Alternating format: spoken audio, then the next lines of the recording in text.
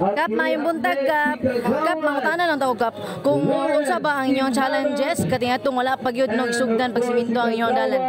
Sa atong wala pasugyan, pagsiminto sa mong dalan, tawag kayo ng mga problema. Una, ang mga pagbiyahe, ang mga estudyante makapauli ito kini na ligid o disgrasya.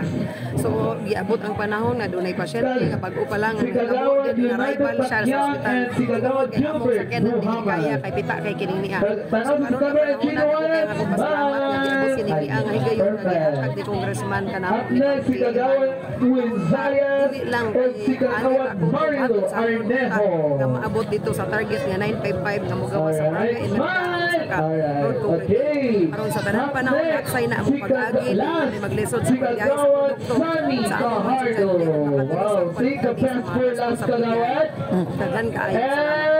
Ma'am, basta na po kayo mensahe kay Congressman Bambi Mano, kay Governor Peter alang sa proyekto nga gibubo nila sa inyo. So, alang kay Congressman Bambi Mano, pag-support na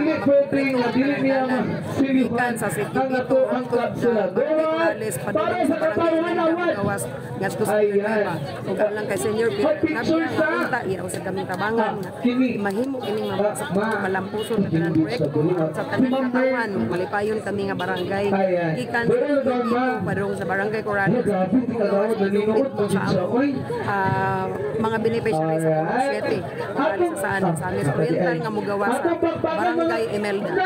Salamat kay Kap.